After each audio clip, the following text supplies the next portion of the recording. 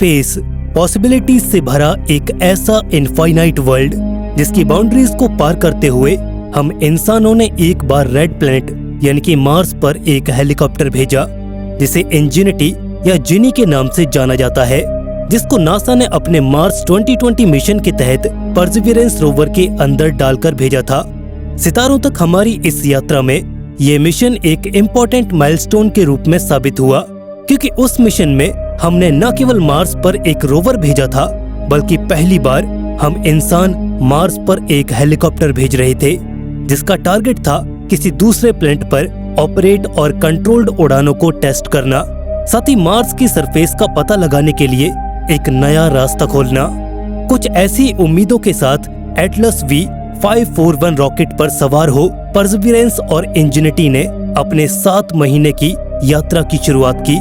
ये लॉन्च अपने आप में एक शानदार दृश्य था जो ह्यूमन विजडम की हमारी निरंतर खोज का अनोखा प्रमाण था, जिसके बाद वो रॉकेट लाखों मील दूर एक ग्रह की ओर बढ़ते हुए यूनिवर्स में गायब हो गया, जिसके मिशन का बहुत बड़ा महत्व था जो आने वाले समय में मार्स प्लैनेट की सतह का अनोखा दृश्य प्रदान करेगा, जिससे वैज्ञानिकों को दिलचस्प स्थानों की खोज करने और परसिवियरेंस के साथ बेस्ट ड्राइविंग रूट की योजना बनाने में मदद मिलेगी। तो इस तरह से एक मॉन्यूमेंटल मिशन वाले इस छोटे हेलीकॉप्टर इंजेनिटी की यात्रा की शुरुआत हुई, जो इंजीनियरिंग की दुनिया का एक चमत्कार था जिसे मार्स प्लैनेट के आकाश को जीतने के लिए डिजाइन किया गया था। ये extra ordinary helicopter Mars 2020 mission का हिस्सा और टेक्निकल एडवांसमेंट का एक नया सिंबल बन गया, जो ब्रह्मांड और इसके कई रहस्यों का पता लगाने की हमारी इच्छा का प्रमाण है। 1.2 मीटर के रोटर एक्सपेंशन के साथ केवल आधे मीटर की ऊंचाई पर स्थित इंजेनिटी को ये प्रदर्शित करने के उद्देश्य से बनाया गया था कि दूसरे प्लैनेट पर भी ऑपरेट और कंट्रोल्ड उड़ानें संभव हैं, जिसे हासिल करने के लिए इंजेनिटी को मार्स के पतले वातावरण की चुनौती से पार पाना था, जो अर्थ के एटमॉस्फेयर का केवल 1% डेंसिटी है। इसका मतलब यह है कि इसके उड़ने के लिए लिफ्ट जनरेट करना एक बड़ी चुनौती थी, जिसके लिए बड़े बड़े रोटर्स और लाइट वेट डिजाइन की जरूरत थी। इंजेनिटी के प्राइमरी गोल्स एम्बिशियस होते हुए भी सीधे थे, जिसे सबसे पहले 20-30 दिनों के अंदर 5 एक्सपेरिमेंटल टेस्ट उड़ाने भरने का काम सौंपा गया था। लेकिन जैसा कि हम सब जानते हैं कि इंजेनिटी ने इन सब एक्सपेक्टेशंस को पार कर लिया। इस परसिवियरेंस रोवर को एक सूट के रूप में काम करने के लिए भी डिजाइन किया गया था, जिसे उन पोटेंशियल एरियाज को पहचानना था जहां इंसानी जीवन एक बार पनप सकता था। लेकिन इंजेनिटी सिर्फ एक स्काउट था या टेस्ट पायलट से कहीं अधिक था। ये वो लीड था जिसने मार्स प्लैनेट और दूसरे ग्रहों के भविष्य के एरियल एक्सप्लोरेशन का एक रास्ता खोल दिया। इसका मिशन केवल उड़ान हासिल करने के बारे में नहीं था, बल्कि एक एलियन एनवायरनमेंट में कैसे काम करना और नेविगेट करना है, इसके प्रति हमारी समझ का विस्तार करना भी था। इस प्रकार इंजेनिटी ने सभी एक्सपेक्टेशंस को पार करते हुए मार्स प्लैनेट के आसमान में उड़ान भरी। आधा मीटर लंबा ये साहसी छोटा ड्रोन 30 दिनों के अंदर 5 एक्सपेरिमेंटल टेस्ट उड़ान भरने के लिए डिजाइन किया गया था। लेकिन अपने नाम की ही तरह इंजेनिटी ने न केवल अपने लक्ष्यों को पूरा किया, बल्कि ये उससे भी आगे निकल गया। लगभग 30 दिनों में इंजेनिटी ने चौंका देने वाली 72 उड़ानें पूरी की, जिसने शुरुआती प्लानिंग के 14 गुना अधिक दूर तक उड़ान भरी।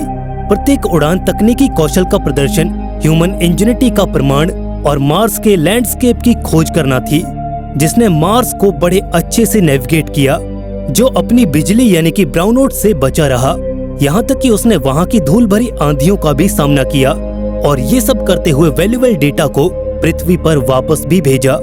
इंजेनिटी ने परसिवियरेंस रोवर के स्काउट के रूप में भी बहुत बड़ी और महत्वपूर्ण भूमिका निभाई।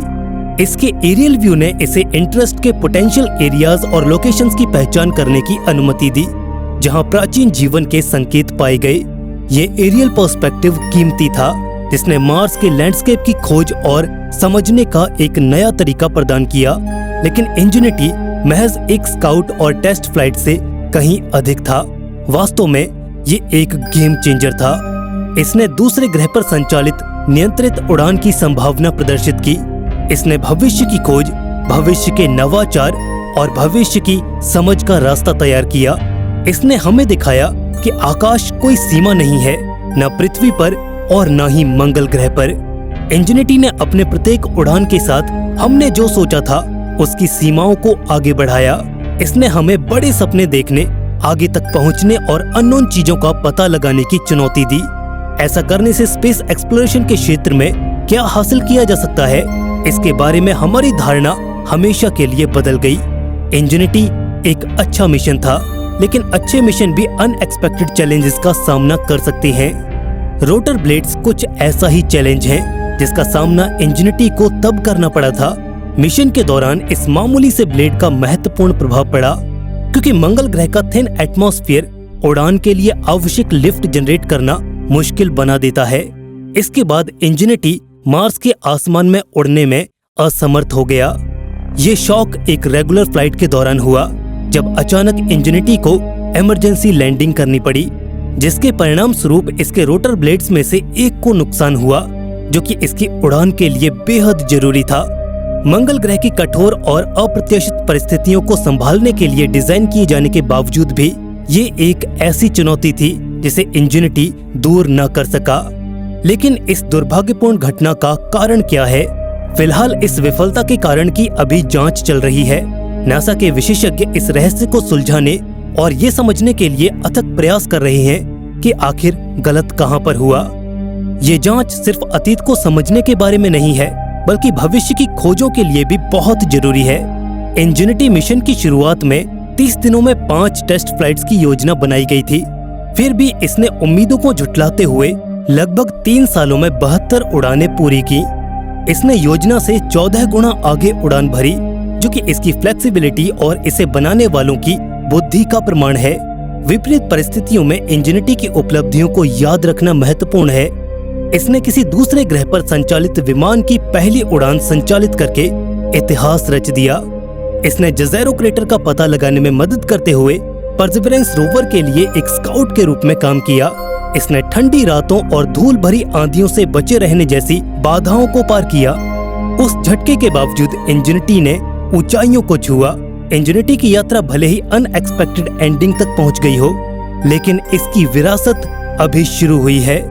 इसका मिशन शुरू में केवल 30 दिनों के लिए निर्धारित किया गया था, लेकिन ये छोटा हेलीकॉप्टर लगभग 3 सालों तक उड़ान भरता रहा और प्रभावशाली 72 उड़ानें पूरी करता रहा।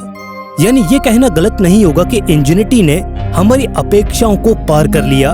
इस छोटे हेलीकॉप्टर की फ्लेक्सिबिलिटी और डिटर्मिनेशन ने नासा को महत्वपूर्ण जानकारियां प्रदान की।